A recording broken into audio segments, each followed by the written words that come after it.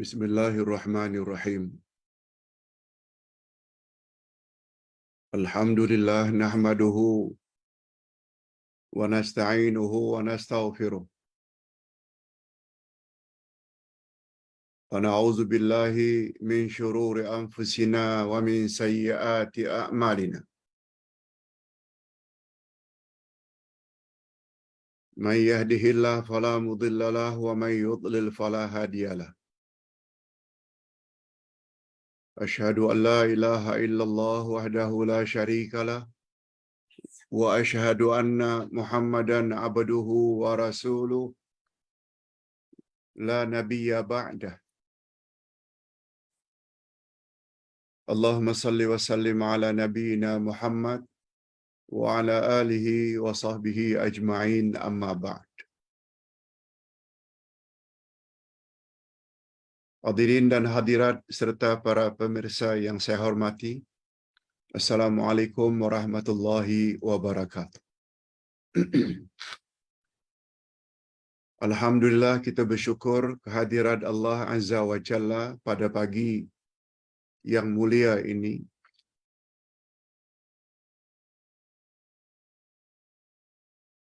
Dua belas hari bulan Muharram bersamaan dengan 30 Julai 2023, kita akan isi insya-Allah kuliah subuh kita pada pagi ini dengan satu lagi nama Allah, Al-Wahhab, yang Maha Pemberi. Yang Maha Pemberi. Al-Wahhab. Sebabnya ada nama orang Abdul Wahhab, hamba dari yang Maha Pemberi.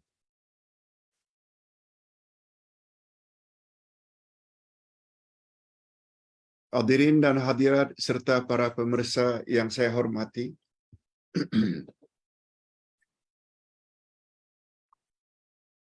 sungguh banyak dalam Al-Quranul Karim Allah sebut namanya ini.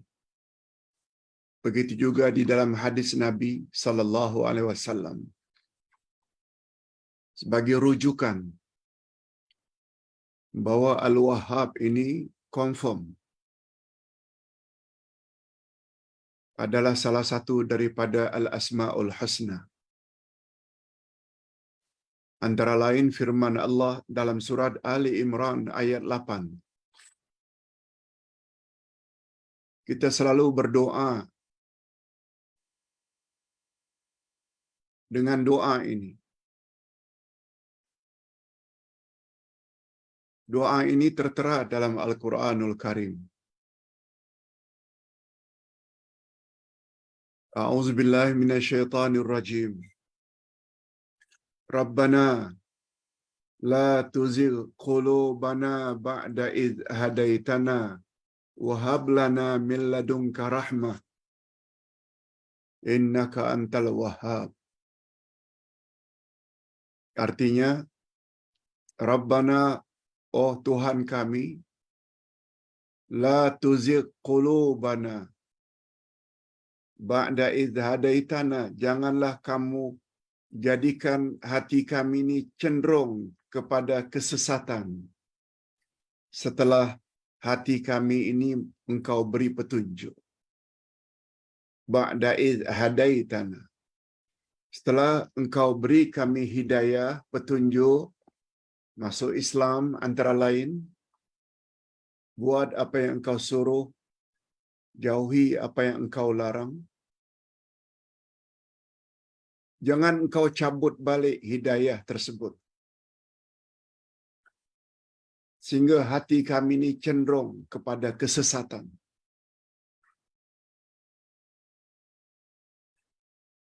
Wahab lana min ladunka rahmah, dan anugerahkanlah kepada kami rahmatmu. Innaka antal wahhab, sesungguhnya engkau sesungguhnya Maha Pemberi. Amalkan doa ini selalu.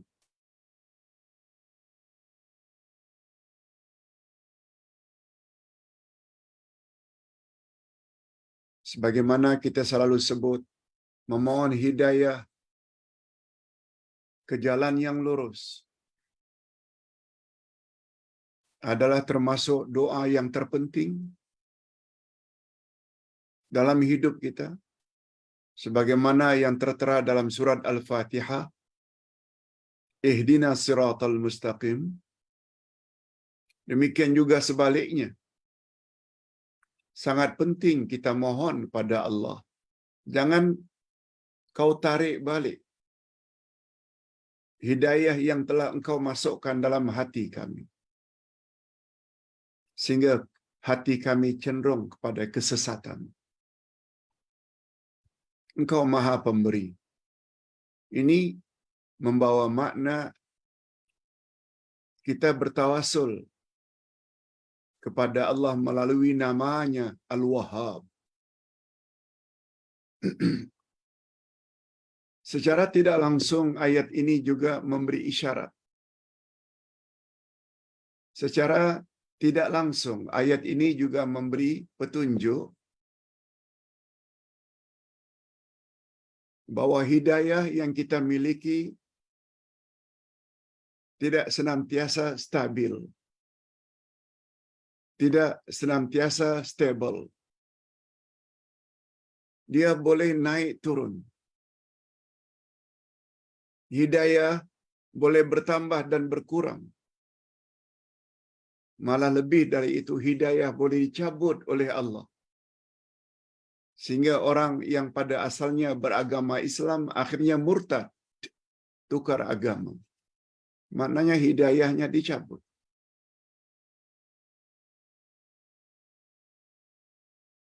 Di sinilah perlunya mengapa majelis ilmu seperti ini perlu dihadiri senantiasa. Maksud Ustaz hendaklah dihadiri selalu. Apalagi manusia punya sifat pelupa.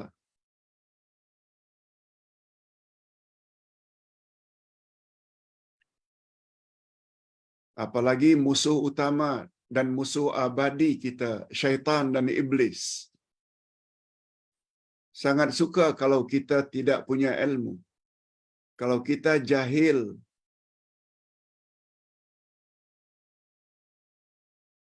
Macam mana hendak lawan syaitan dan iblis andai kata tak ada ilmu? Sebagaimana yang kita jelaskan beberapa hari yang lalu, iblis adalah musuh abadi umat manusia, anak cucu Adam. Sebabnya Nabi Muhammad sallallahu alaihi wasallam bersabda, "Faqihun wahidun asyaddu 'ala syaitan min alfi 'abid." Satu orang yang berilmu lebih ditakuti oleh syaitan daripada 1000 orang yang banyak beribadat tapi jahil. Tapi ilmu yang macam mana? Sebagaimana yang Ustaz jelaskan semalam dalam kuliah subuh di salah satu surau,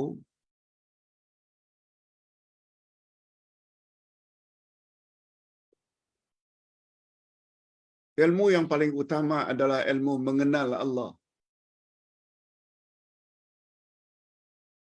Adalah tanggungjawab ibu bapa untuk menyekolahkan anaknya ke sekolah agama.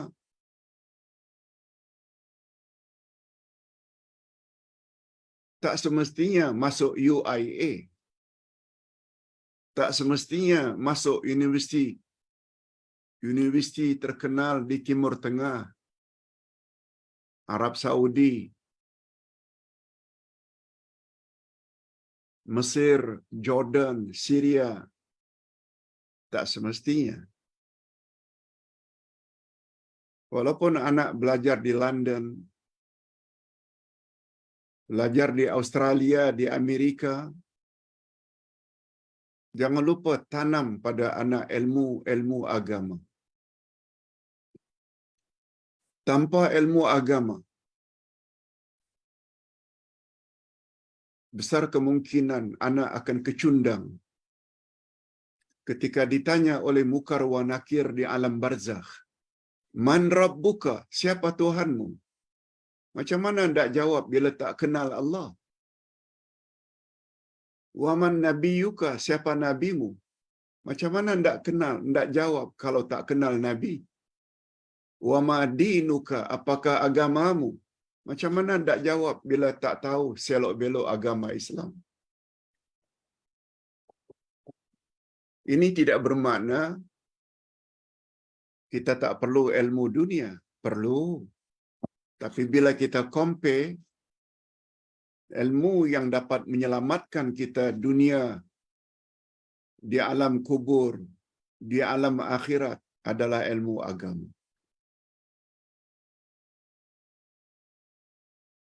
Inilah di antara topik yang Ustaz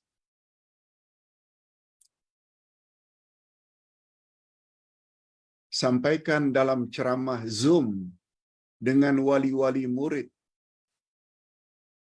sekolah di Batam.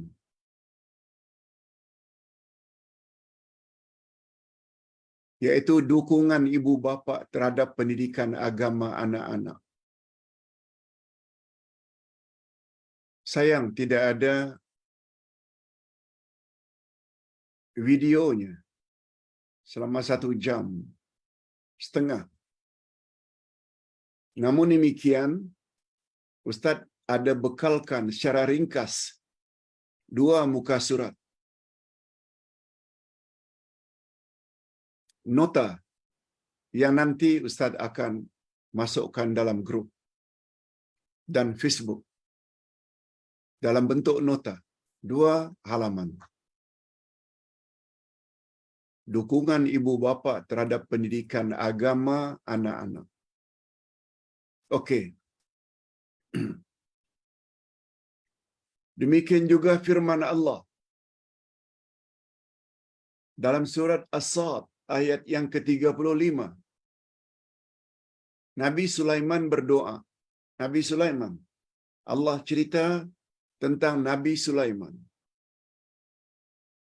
yang pernah minta ampun kepada Allah dan memohon kepada Allah agar beri baginda kekuasaan yang Allah tidak beri kepada orang lain. Kuasa.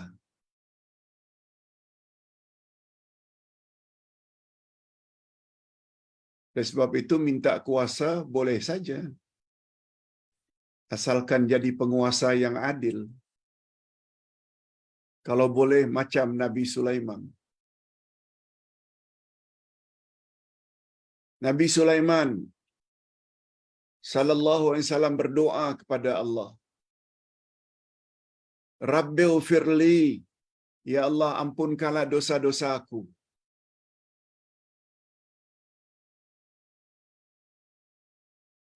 Nabi Sulaiman pernah buat salah, sehingga beliau minta ampun pada Allah. Wahabli mulka la yanbaghi li ahadin min ba'di. Dan kurniakanlah kepadaku kerajaan yang tidak dimiliki oleh seorang pun sesudahku. Masya Allah. Permintaan Nabi Sulaiman. Innaka antal wahhab. Sesungguhnya engkau maha pemberi. Sekali lagi diulang perkataan Al-Wahhab.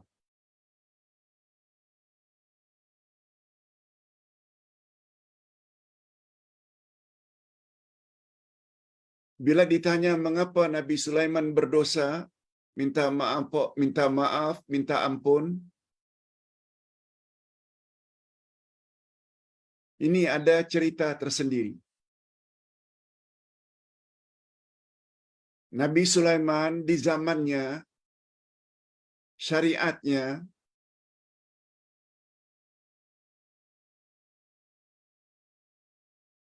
boleh mempunyai isteri ratusan orang. Ini syariat ya. Syariat Nabi Muhammad sallallahu alaihi wasallam tidak boleh mempunyai isteri lebih dari 4 orang. Itu syariat.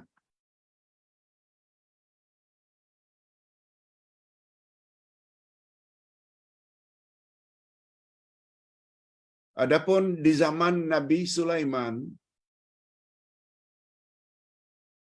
seseorang di zaman itu syariatnya boleh memiliki isteri puluhan malah ratusan orang.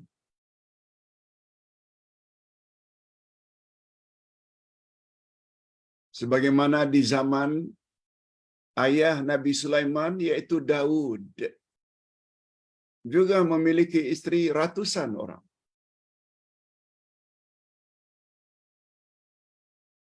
Cuma salah satu isteri Nabi Daud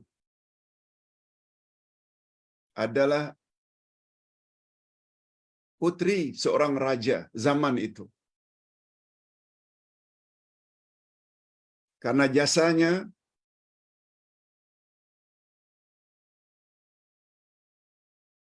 dapat mengalahkan Jalut. Akhirnya sebagai hadiah, raja zaman itu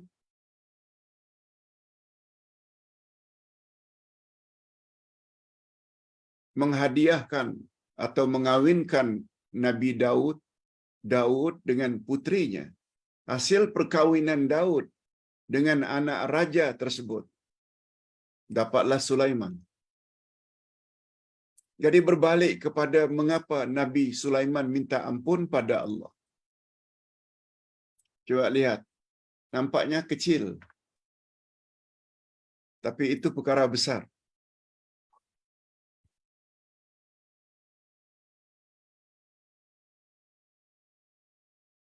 Nabi Sulaiman pada suatu malam pernah mengatakan,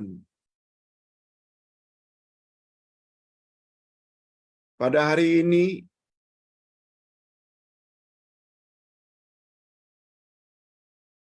aku telah menggauli banyak istriku.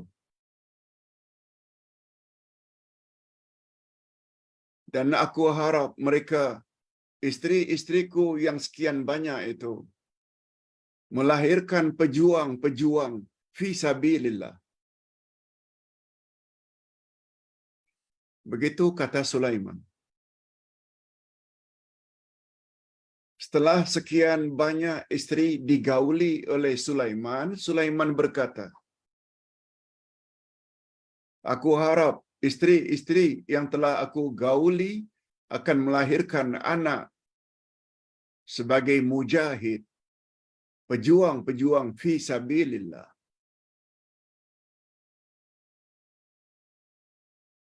Setahun kemudian, tidak ada istrinya yang melahirkan anak hamil, kecuali seorang saja. Kecuali seorang saja. Mengapa Allah tidak anugerahkan mujahidin dari sekian ramai istri yang digauli oleh Sulaiman? Sebabnya satu saja. Sebab beliau lupa menyebut insya Allah. Lupa menyebut insya Allah.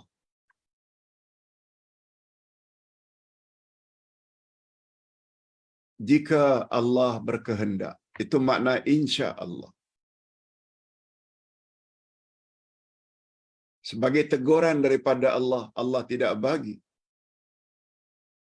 apa yang Sulaiman minta, kecuali satu istrinya saja yang melahirkan seorang mujahid.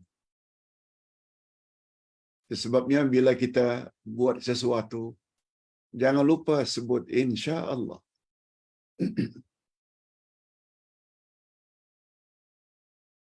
Sebagaimana ustaz diundang oleh seseorang, diminta untuk baca doa pada satu perkahwinan. Ustaz kata insya Allah. Kalau ustaz sedang berada dan tidak ada apa-apa tugas lain, Ustaz akan datang.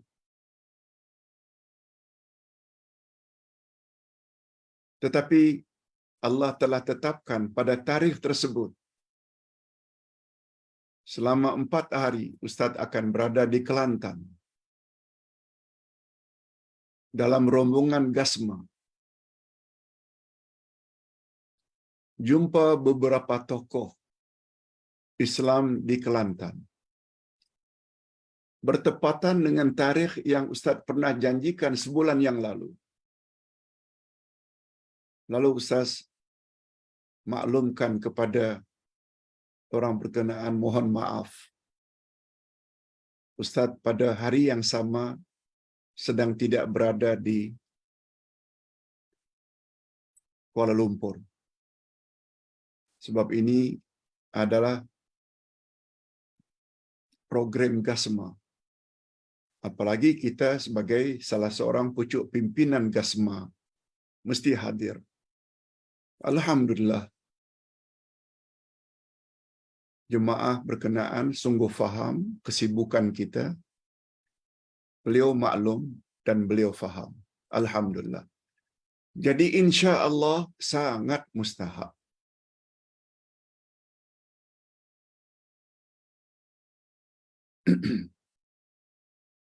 Hadirin dan hadirat serta para pemirsa yang saya hormati, setelah kita tahu ada dalil tentang nama Allah Al-Wahhab, sekarang kita berpindah kepada makna Al-Wahhab. Al-Wahhab maknanya yang Maha Pemberi. Wahhab, Wahhab, yang di dalamnya terdapat sifat hibah. Hibah itu pemberian. Itu sifat. Tapi nama yang Maha Pemberi itu Wahhab dalam bentuk sirah mubalaghah atau abniyah mubalaghah. Maksudnya ia membawa makna bersangat-sangatan dalam memberi. Dari sudut banyaknya, kekerapannya, tidak ada penghujung. Itu sebabnya Allah dipanggil Wahhab.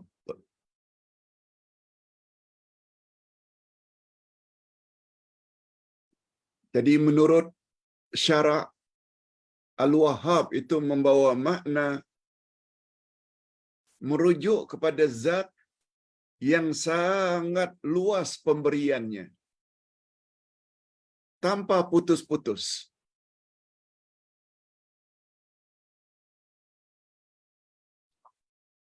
Maknanya sangat-sangat pemberi. Itu makna Al-Wahhab. Nah, pemahaman ini sangat mustahak. Sebab dia nanti akan memberi kesan kepada diri orang yang meyakini nama Allah Al-Wahhab, sehingga apapun hajatnya, dia tetap akan minta kepada Allah.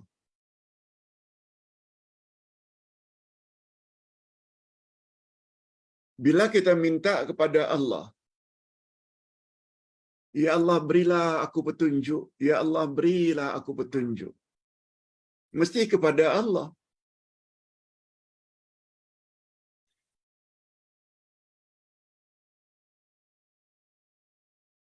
Adalah peranan Allah untuk menggerakkan hati kita. Minta petunjuk umpamanya jalan yang lurus. Ya Allah, aku minta berilah aku jalan yang lurus. Aku tahu jalan yang lurus itu jalan Nabi, jalan siddiqin, syuhadat dan salihin. Tapi macam mana aku tidak dapat pengetahuan tentang itu? Nah, Allah gerakkan lagi. Ikut majlis ilmu Ustaz Anu. Ustaz Anu. Akhirnya salah satu ustaz yang kita ikuti walaupun secara online, Abdullah Yasin. Semuanya itu berkat permintaan kepada Al-Wahhab. Minta rezeki. Minta kepada Allah. Dan Allah lah yang akan ketuk hati mana-mana orang untuk membantu kita. Siapa dia itu bukan urusan kita. Lalu kita yang minta rezeki kepada Allah, tahu-tahu ada datang rezeki. Dari A, dari B, dari C. Yang penting niat mesti ikhlas. Nak bina Mafaza, MIBS, Sekolah Islam Terpadu El Yasin.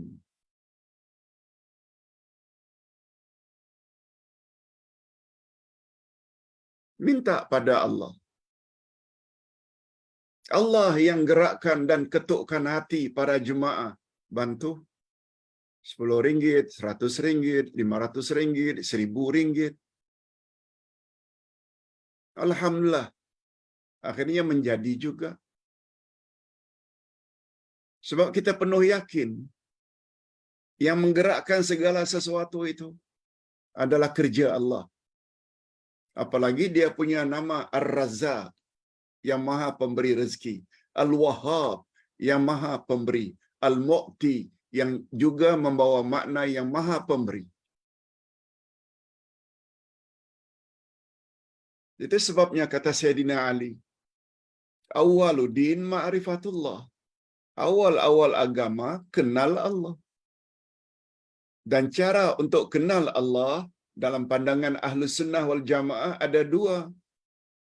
Melalui Al-Asma'ul Husna, seperti yang kita belajar sekarang ini. Yang kedua, melalui ayat-ayat Allah. Antara lain ayat-ayat Al-Quran, kita juga belajar tafsir. InsyaAllah dengan bermodalkan itu semua, kita akan mampu menjawab pertanyaan mukar wa nakir. Man rabbuka? Ingat, yang jawab itu bukan mulut. Itu yang Ustaz sampaikan kepada wali murid di sekolah di Batam. Betapa pentingnya kita memasukkan anak kita di sekolah-sekolah agama, belajar akidah, belajar tafsir, belajar hadis, belajar fiqh, belajar akhlak.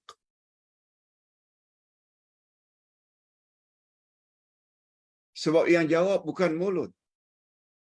Yang jawab adalah amalan. Sebagaimana ayat 65 dari surat Yasin. Semua kita hafal. Al-yawma nakhtimu ala afwahihim wa tukallimuna aydihim wa tashhadu arjuluhum bima kanu yaksibun. Pada hari itu akan kami tutup mulut-mulut mereka. Yang akan berbicara dengan kami adalah tangan-tangan mereka. Yang akan menjadi saksi kaki-kaki mereka terhadap apa yang mereka dulu buat ketika di dunia.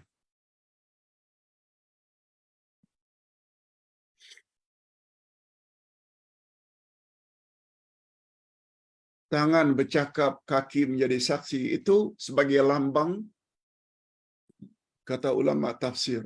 Yang jawab itu amal kita, akidah kita. Bukan mulut.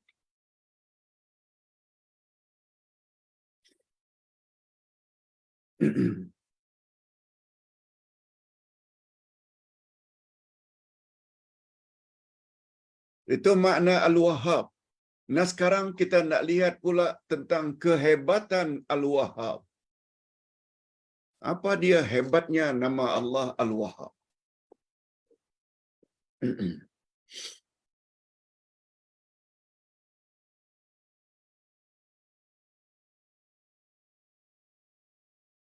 Di antara kehebatan nama Allah Al-Wahhab, Di sini Ustaz tulis ada dua. Yang ringkasnya begini.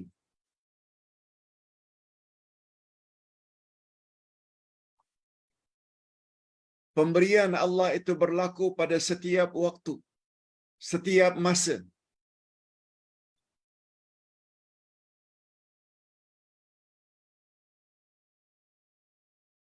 Dan pemberian Allah itu dapat dinikmati oleh penghuni langit dan penghuni bumi,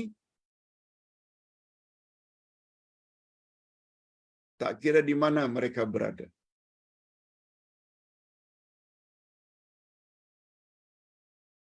Setiap waktu.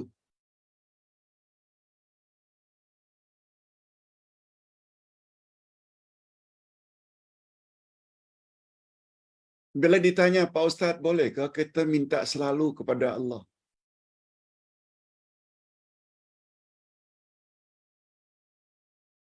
Jawaban singkatnya, makin selalu Allah makin suka. Jangan samakan Allah dengan orang-orang kaya di dunia ini.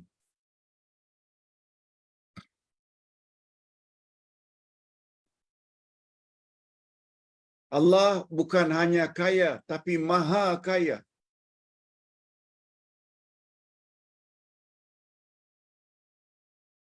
Segala-gala adalah milik Allah. Apakah yang di langit atau yang di bumi?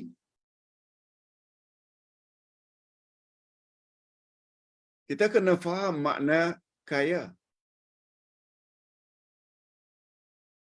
Lawan kaya adalah fakir. Bukan miskin. Fakir.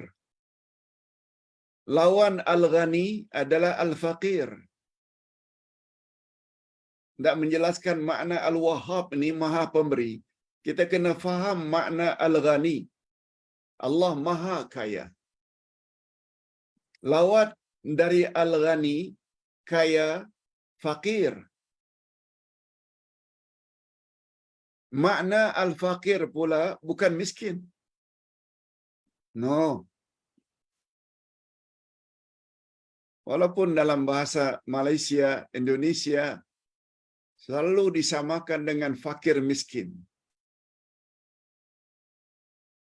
Tak mengapa istilah itu.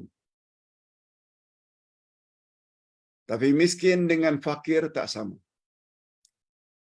Lawan ghani, kaya, fakir. Makna fakir adalah berhajat.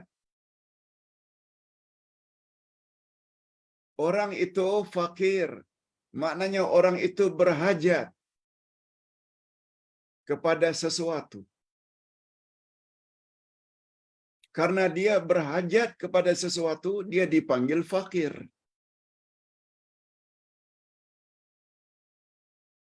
Lawan fakir, ghani. Al-ghani, makna asalnya yang tidak berhajat kepada sesiapa. Itu sebabnya Allah, karena dia tidak berhajat kepada sesiapa, dia dipanggil ghani. Lawan al-ghani, al-fakir. Sebutlah siapa yang paling kaya di dunia. Soros kah? Bill Gates kah?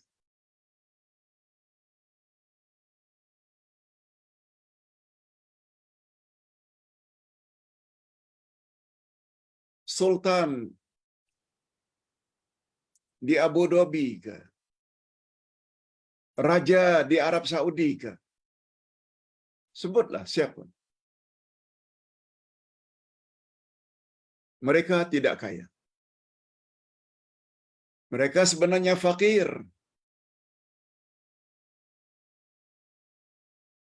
Tak salah jauh-jauh di Malaysia saja. Siapa orang paling kaya? Sebutlah.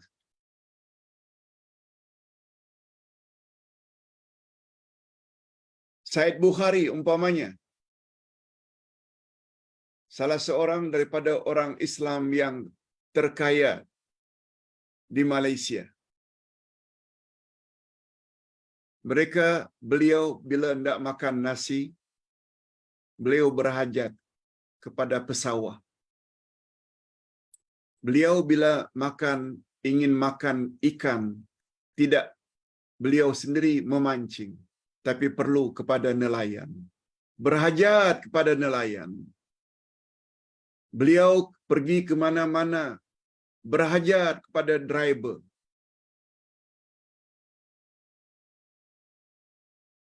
Beliau berhajat kepada ustaz-ustaz atau guru-guru untuk mendidik beliau dan mendidik anak-anak beliau. Isteri beliau perlu pada driver untuk pergi shopping. Perlu itu maknanya berhajat. Bukankah makin kaya manusia melebihi hajatnya berbanding orang biasa? Ini insan yang fakir.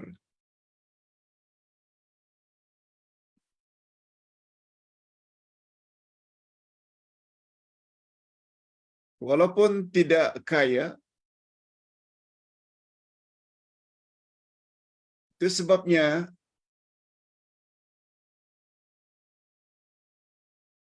seseorang makin kaya, makin fakir. Sebab makna fakir itu berhajat. Punya rumah yang besar perlu sampai 3 orang maid pembantu rumah.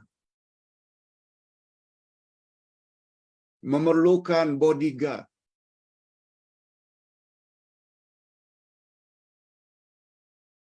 Sebagaimana yang disebut oleh Allahyarham Salahuddin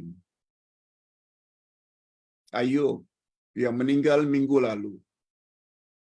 Beliau sebut dalam salah satu ceramahnya, saya datang ke sini dengan 7 orang bodyguard, pembantu. Tapi kita jangan sombong. Itu nasihat beliau. Tak perlu katakan kepada orang lain, I am a ministry. Jangan katakan dengan sombong. Saya seorang menteri. Tak perlu. Orang menilai.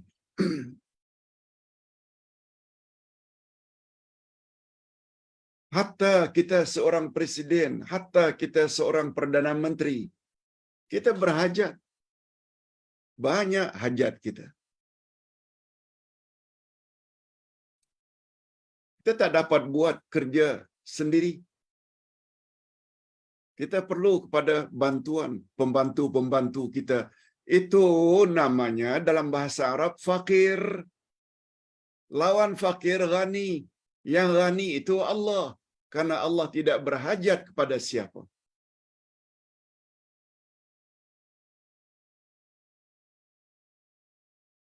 Kalau Allah Subhanahu wa taala suruh malaikat ini cabut nyawa, suruh malaikat ini tanya, suruh malaikat ini turunkan hujan, suruh malaikat ini begini dan begitu, jaga syurga, jaga neraka. Itu untuk menunjukkan kekuasaan Allah. Bukan karena Allah berhajat kepada mereka. Bukan. Itu dia. Oleh sebab itu, kehebatan Al-Wahhab ini yang pertama. Pemberian Allah itu tidak ada batasnya. Malah berlaku pada setiap saat.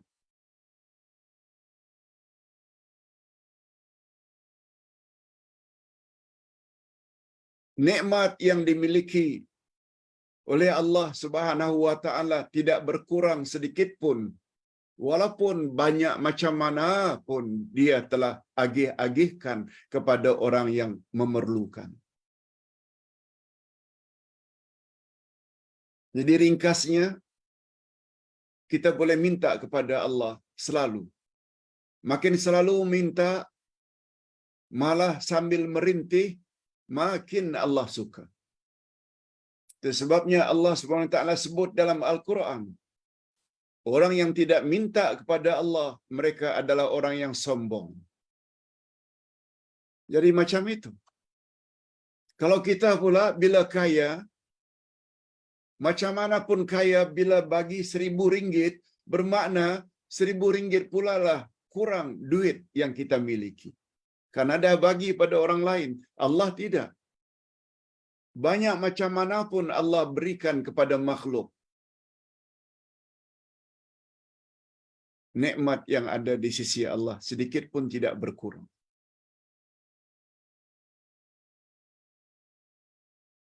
Kalau kita bila ada orang yang tidak minta kepada kita, atau orang yang minta pada kita, bila selalu sangat, lalu kita marah.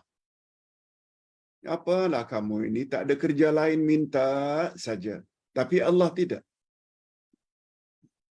Justru kita tidak minta, Allah marah. Bila ditanya mengapa, itu menunjukkan orang itu sombong. Itu menunjukkan orang itu tidak berhajat.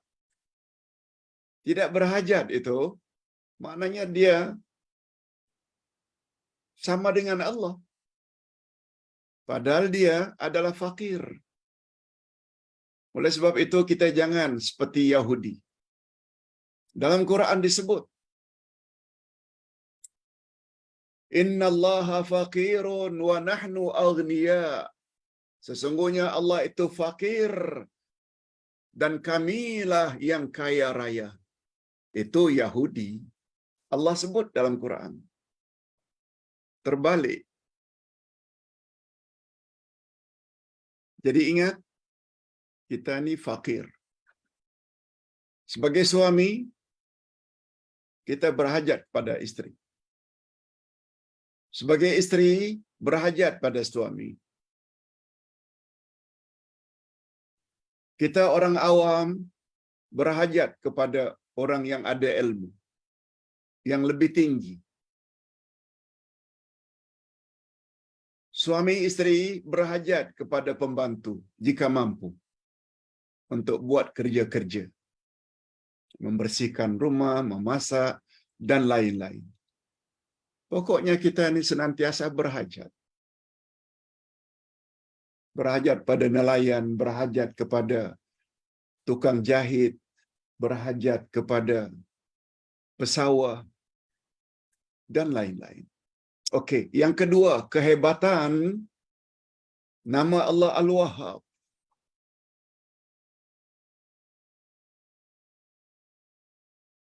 Anugerah Allah di dunia adalah ujian.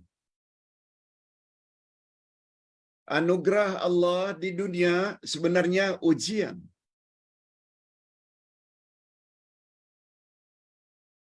Tapi anugerah Allah, pemberian Allah di akhirat adalah balasan. Apa maksudnya, Pak Ustaz? Pemberian Allah kepada kita di dunia ini adalah ujian. Kalau Allah bagi kita harta, Allah hendak uji. Awak keluarkan zakat atau tidak? Awak beri infak, sumbangan atau tidak ke sekolah-sekolah tahfiz, rumah anak yatim, pembinaan masjid? Awak sumbang tak? Allah uji melalui harta. Itu sebabnya Ustaz ada sebut semalam berdasarkan ayat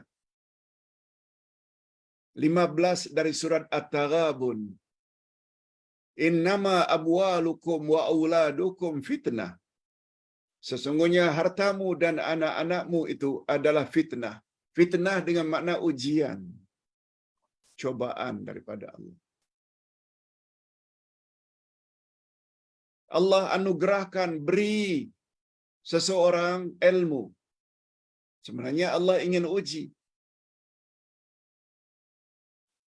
Awak sebar tak kebenaran ilmu yang awak telah miliki itu? Tentang Quran, tentang akidah, tentang hadis, tentang fiqh.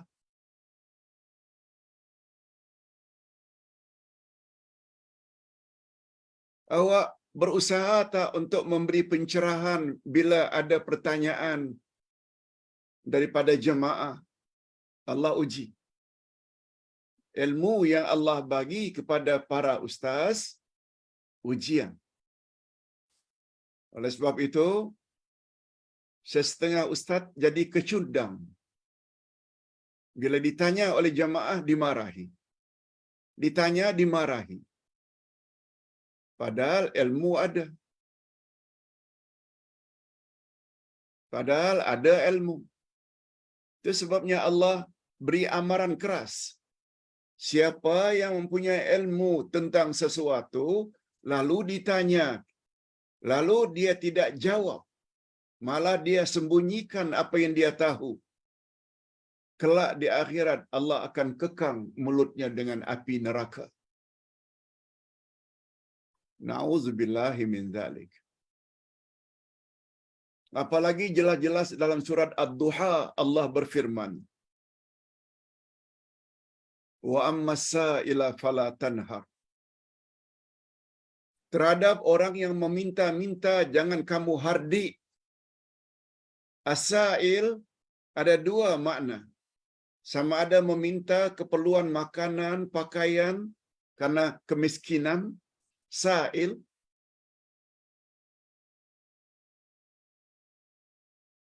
Makna yang kedua, sa'il dari kata soal. Terhadap orang yang menyoal, bertanya, jangan kamu bentak, jangan kamu hardi. Oleh sebab itu, mana-mana ustaz yang tidak mau jawab, padahal dia mampu menjawab, akan dikekang mulutnya dengan api neraka di akhirat nanti. Itu sebabnya ada setengah-setengah ustaz malah mengalu-alukan, tanyalah bila tak faham. Memanglah akan tambah kerja sedikit, tapi berapa banyak dia akan dapat ganjaran di akhirat nanti. Sebanyak orang yang mengikuti panduanmu, kamu layak mendapat ganjaran di akhirat tanpa dikurangi sedikit pun. Nah, itu makna kehebatan Al-Wahhab. Kalau pemberian Allah itu di dunia, dia adalah ujian, Allah bagi kita anak, Allah tidak uji, awak didik atau tidak. Allah bagi kita kuasa, berlaku adil terhadap rakyat atau tidak. Bijaksana tak awak atau bijak sini.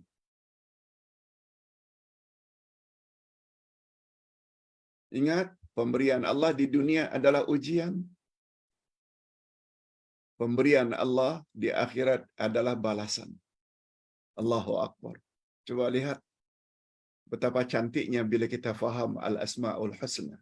Nah, sekarang kita sampai ke bahagian yang terakhir. Kesan iman kita terhadap nama Allah Al-Wahhab. Di sini Ustaz ada tulis 3 kesan iman kita terhadap nama Allah Al-Wahhab.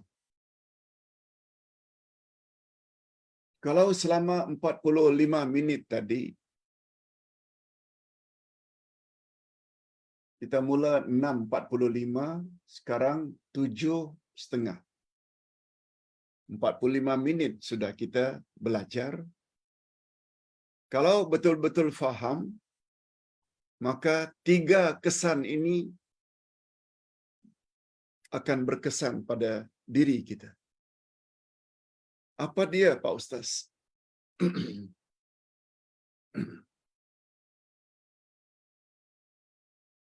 Di antara kesan positif pada diri seseorang jika ia betul-betul memahami makna nama Allah Al-Wahhab, Maha Pemberi, pertama sekali,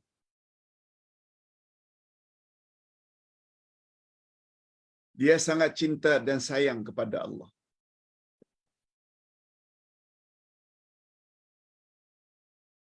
Ekoran dari cinta dan sayangnya kepada Allah, dia akan senantiasa memuji Allah, mengharap hanya kepada Allah, tidak kepada yang lain. Karena dia dah tahu dah, nikmat, rahmat, fadilat, segala-galanya milik Allah. Dia memberi tanpa batasan. Walaupun semua hajat manusia dan jin Allah penuhi, namun nikmat di sisi Allah tidak berkurang sedikit pun. Jadi macam mana kita tak sayang Allah? Macam mana kita tidak cinta kepada Allah?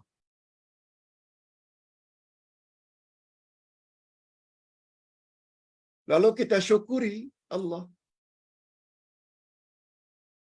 Cara mensyukurinya ialah dengan mentaati Allah. Ustaz buat contoh. Kalau kita semua tahu betapa besarnya pengorbanan dan pemberian yang diberi oleh ayah ibu. Mereka sebagai penyebab kita zahir. Mereka sebagai penyebab kita dapat ilmu. Penyebab ya. Karena sekolahkan kita dari kita kecil lagi. Beri kita makan, minum, pakaian, tempat. Betul tak bila dikenang itu semua membuat kita jadi sayang dan cinta kepada ibu bapa? Betul tak kesan dari sayang dan cinta pada ibu bapa membuat kita jadi patuh dan taat? Buat suruhannya dan jauhi larangannya. Lebih kurang macam itulah konsepnya, prinsipnya. Bila sangat sayang pada Allah, pencipta hakiki, cinta kepada Allah, segala-gala dia yang supply, tentu saja akan menimbulkan rasa sayang, cinta kepada Allah yang seterusnya akan diikuti dengan kepatuhan dan ketaatan kepadanya. Buat suruhan-suruhannya dan jauhi larangan-larangannya.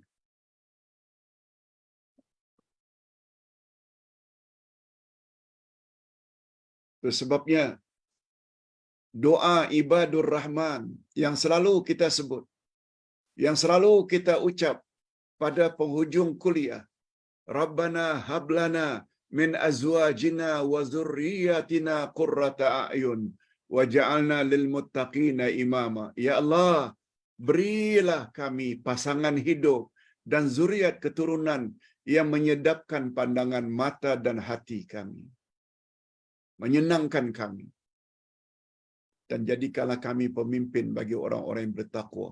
Ada perkataan Rabbana hablana, itu juga dari perkataan Al-Wahhab.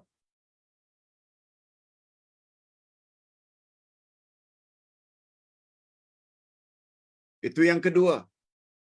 Yang ketiga, kesan iman kepada nama Allah Al-Wahhab. Kita akan menjadi insan yang senantiasa redha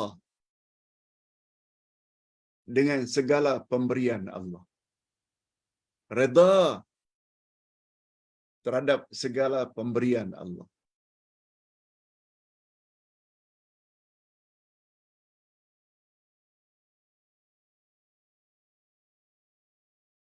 Jangan hanya redha terhadap pemberian Allah dalam bentuk nikmat. Kadang-kadang pemberian Allah dalam bentuk ujian, sakit. Sakit itu pun nikmat.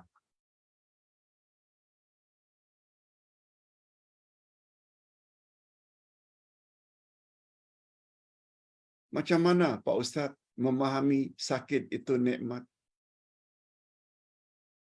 Coba dengar baik-baik. Sahabat-sahabat Nabi orang yang relatif lebih mendalam iman mereka. Bila dapat nikmat, mereka ucap alhamdulillah.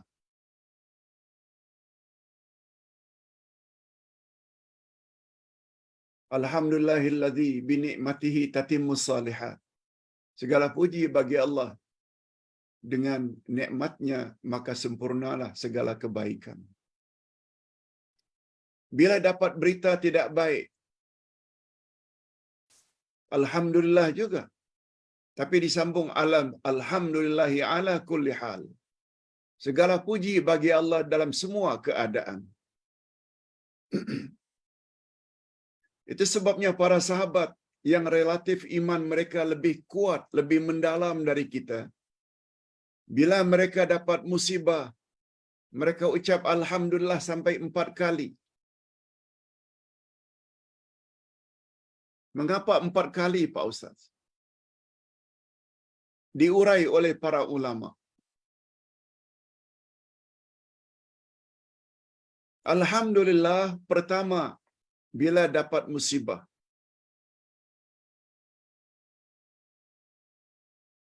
Karena di balik musibah itu, bila kita hadapi dengan reda dan sabar, Allah hapus dosa-dosa kita, terutama dosa-dosa kecil. Allah hapus dosa-dosa kita.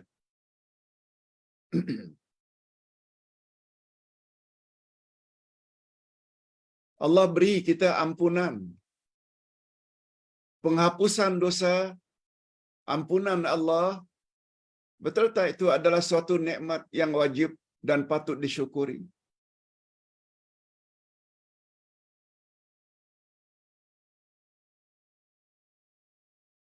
Sehingga kata Nabi sallallahu alaihi wasallam, sabda baginda sallallahu alaihi wasallam, tidak seorang pun yang ditimpa musibah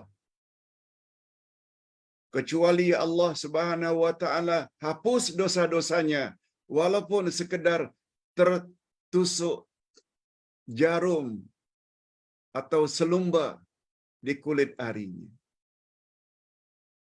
Ada duri tajam tertucuk saja di kulit ari, sudah ada alasan bagi Allah untuk mengampuni dosa-dosanya. Macam mana kalau dapat diabetik, kolesterol, hipertensi, kanser? Alhamdulillah. Makin banyak ujian Allah, makin banyak dosa-dosa diampuni oleh Allah. Yang kedua, bila Allah timpa musibah, menunjukkan Allah sayang kita. Rasulullah sallallahu alaihi wasallam bersabda, "Innallaha idza ahabba imra'an ibtala." Sesungguhnya Allah apabila sayang kepada seseorang, maka diujinya orang itu. Itu sebabnya ketika Nabi bertanya kepada para sahabat, "Ayyun nasi asyaddu bala'a?" Wahai sahabatku sekalian, manusia jenis manakah yang paling banyak diuji oleh Allah? Para sahabat tidak dapat menjawab. Lalu Nabi explain, Al-Anbiya. Orang yang paling banyak diuji oleh Allah adalah para nabi, para rasul.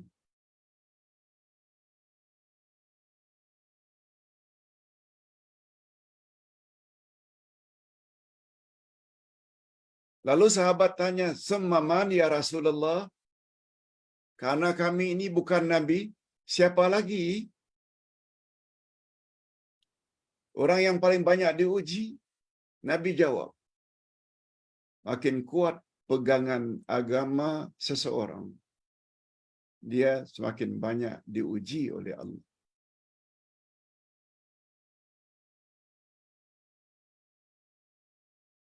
Atau yang lebih tepat, ketika ditanya siapa lagi setelah para nabi, Nabi jawab as-salihun, orang-orang saleh.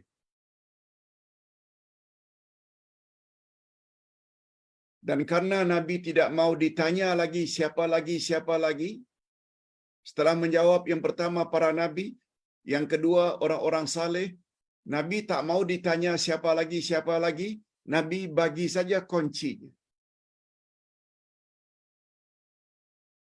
Semakin kuat pegangan agama seseorang, semakin banyak dia diuji.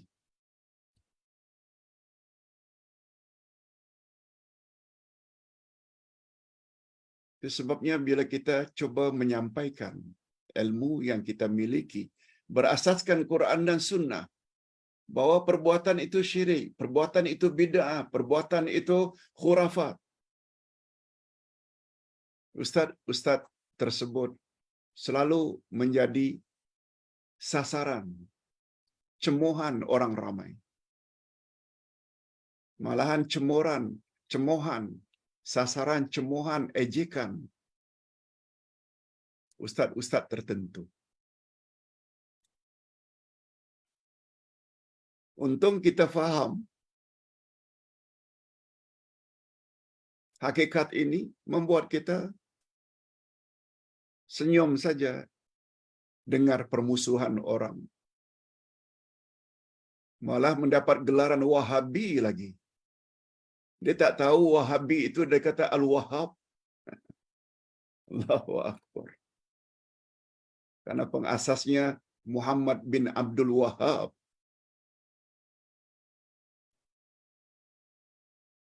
Hadirin dan hadirat rahimakumullah. Dah dua dah.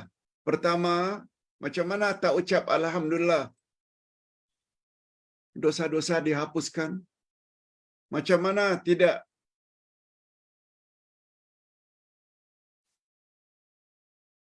ucap Alhamdulillah? Kita tergolong orang yang dikasihi. Betul tak apabila kita dapat musibah membuat kita jadi ingat pada Allah? Bila dapat musibah, biasanya kita akan ingat pada Allah. Sama ada dengan ucapan, Ya Allah, Oh my God. Ingat. Yang barangkali kita tak ingat ketika kita tak dapat musibah. Yang ketiga, ucap Alhamdulillah, karena ujian itu adalah hanya ujian duniawi.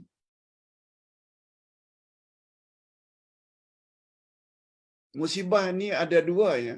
Ada musibah dunia, ada musibah akhirat. Atau musibah agama. Hidup miskin, tidak punya apa-apa, itu musibah dunia. Musibah dunia, dia tidak melibatkan apa-apa dosa. Tak. Orang miskin, orang cacat, orang yang sumbing, orang yang kudung tangannya. Itu musibah dunia. Dia tidak melibat apa-apa dosa. Ada satu lagi namanya musibah agama.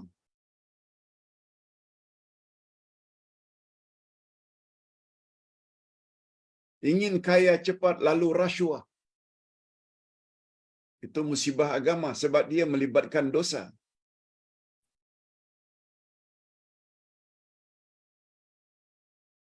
Ingin mendapat rezeki tanpa bekerja keras, lalu menjual diri kepada mana-mana lelaki untuk mendapatkan duit dengan mudah. Contoh yang paling mudah dalam hal ini, kisah Yusuf dan Zulaikha. Zulaikha ajak Yusuf memuaskan nafsu seksnya, berzina di suatu ruang tertutup. Yusuf enggan melayan kehendak Zulaikha. Yusuf lari. Lalu dia beri ancaman oleh Zulaikha yang suaminya salah seorang menteri. Kamu akan aku suruh suamiku penjara kalau tidak memenuhi hasratku. Kisah ini ada dalam surat Yusuf.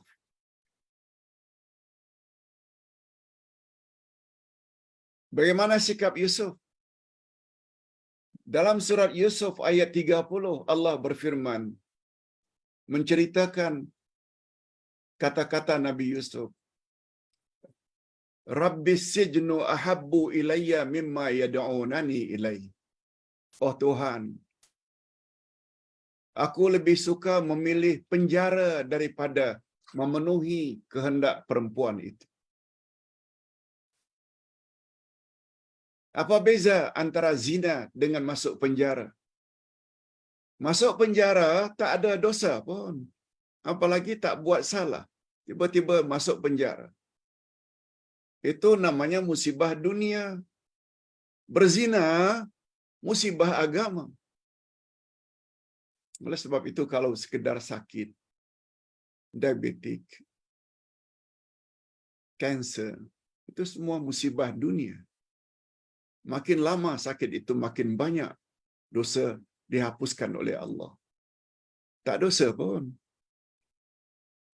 Ini rahasianya mengapa ucap Alhamdulillah kali yang ketiga. Dan yang keempat, mengapa Alhamdulillah? Karena ketika ditimpa musibah, kita berpeluang untuk sabar. Dan sabar layak mendapat ganjaran luar biasa. Sehingga Allah sebut pada ayat 10 surat Az-Zumar, Innama yuwaffas sabiruna ajrahum bighairi hisab. Allah akan beri ganjaran kepada orang-orang yang sabar. Unlimited. Tidak ada limitnya.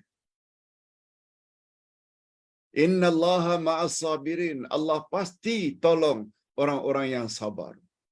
Demikianlah lebih kurang mengapa musibah itu dikatakan nikmat.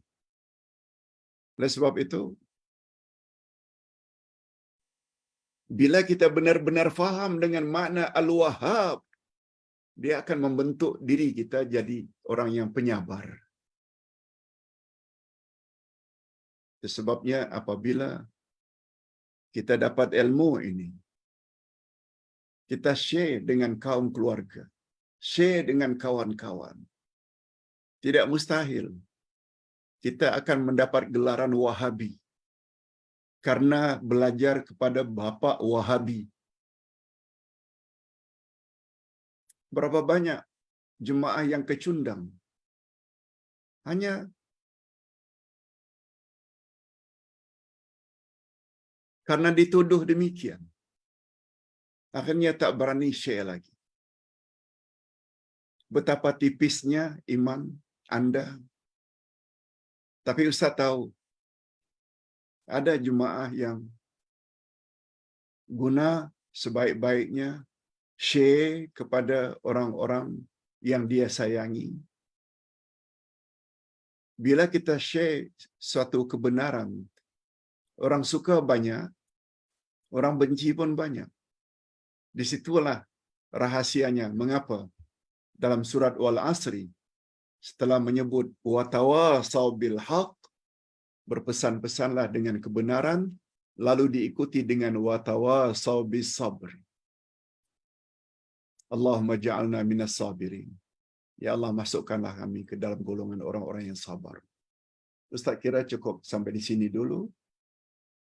Mudah-mudahan ada manfaatnya. Alhamdulillah rabbil alamin. Wassalatu wassalamu ala asyrafil anbiya'i wal mursalin wa ala alihi wa sahbihi ajma'in. Rabbana ighfir lana dhunubana wa liwalidina warhamhum kama rabbawna shighara. Ya Allah, ampunkanlah dosa kami